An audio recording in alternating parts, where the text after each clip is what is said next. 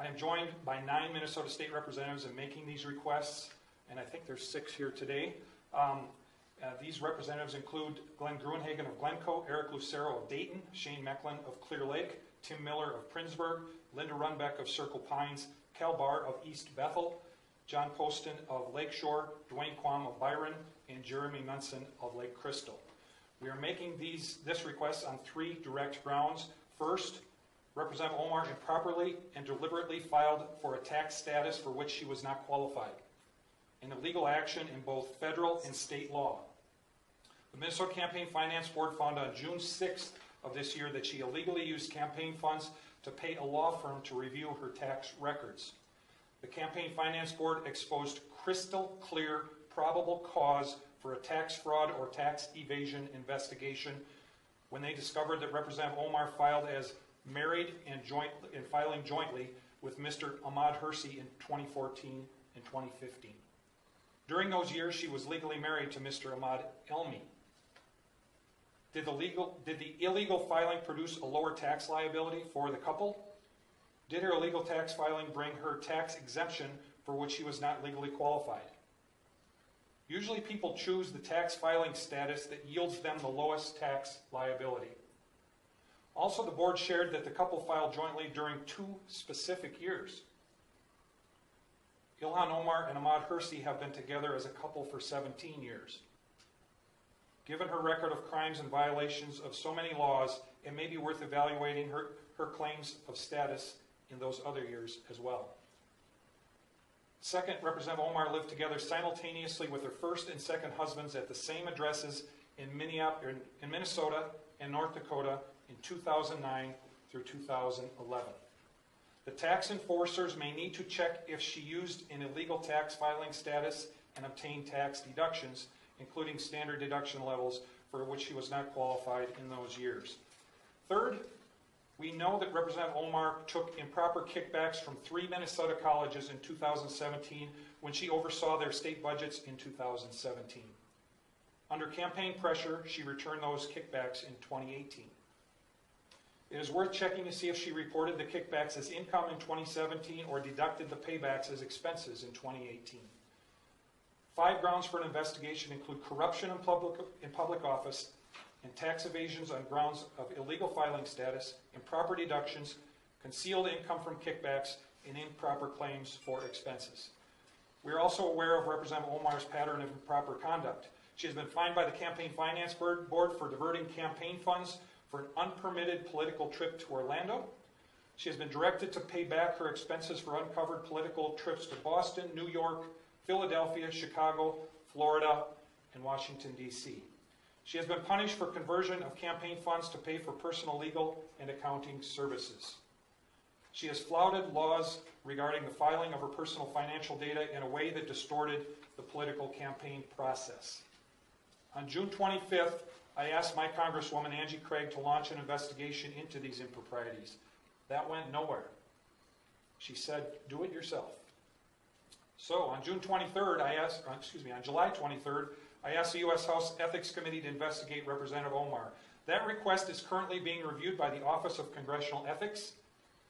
On that same day, I launched OmarTruth.com in an effort to rally Minnesotans and Americans to help bring political pressure to bring about a congressional investigation. After 2 weeks, we have over 44,000 citizens expressing their strong desire to bring about a full investigation, and the list is growing. I will be adding today's request to the facts available on OmarTruth.com. Today, I and 9 other representatives are asking the nonpartisan federal and state tax enforcers to open investigations. We are simply asking them to do their jobs. Questions, anyone? Do state lawmakers have sway to influence the IRS or Minnesota Department of Revenue? Have you successfully asked for such things in the past? Is there precedent? I think certainly there's precedent, and I think it's incumbent upon us, Mary, lawmakers, the media, and others, when they see very clear, blatant violations of our laws, to find every way we can to appeal to the people who can investigate and prosecute those laws. And that's what we're doing here today. How would a state lawmaker's request be different, though, than an average citizen? That's what I'm asking. Do you have any special sway or ability to request something? You know, I don't think so. You know, I guess the fact that we each represent 40,000 people might be helpful, and it might be something that that those individuals take under consideration. But this gives us an ability, I think, to, in an organized, deliberative fashion, say, we have asked the Minnesota Department of Revenue to do their job. We have asked the IRS to do their job. Before we got here today, we don't know if they have been fully informed and appraised of these facts. After today, we can be sure that they've been fully informed and appraised of these facts. So President Trump has an obvious place in this as head of the federal executive branch.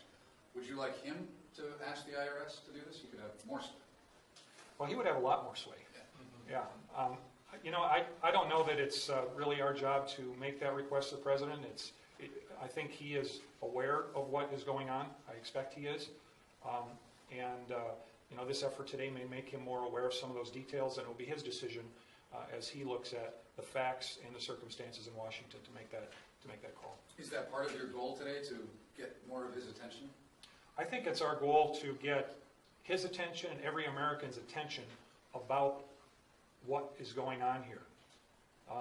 It seems to me that that if this was a conservative Republican, that we would already have action going forward. And the fact that no one is above the law needs to be remembered here, and our agencies need to do their work. If it was a conservative Republican, there's a lot of questions about President Trump's home taxes. Do you think he should be investigated for his own taxes? Well, I think people have asked President Trump to bring his taxes forward for political reasons. I don't know that there's been anything expressed to show that there's probable cause for a crime. Leadership and voice will not be diminished if I am not on this committee for one term. My voice will get louder and stronger, and my leadership will be celebrated around the world as it has been.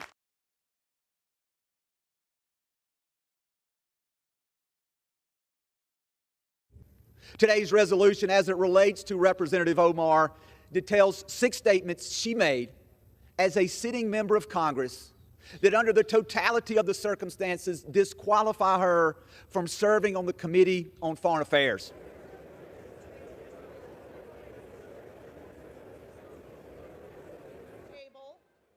Resolution 9, on which the ayes and nays. Don't tell me this is about consistency. Don't tell me that this is about a condemnation of anti-Semitic remarks when you have a member of the Republican caucus who has talked about Jewish space lasers and an entire amount of tropes, and also elevated her to some of the highest committee assignments in this body. This is about targeting women of color in the United States of America. Don't tell me, because I didn't get a single apology when my life was threatened. The representative can say whatever the heck she wants, but we don't have to accept it or embrace it. Individuals who hold such hateful views should rightly be barred from that type of committee. This institution is better because of her leadership, and the Foreign Affairs Committee benefits from her perspective. So let's talk about what's really happening. Republicans are waging a blatantly Islamophobic and racist attack on Congresswoman Omar. And I've said it before, I will say it again. The white supremacy happening is unbelievable. This is despicable. We're not removing her from other committees. We just do not believe, when it comes to foreign affairs, especially the responsibility of that position around the world with the comments that you make, she shouldn't serve.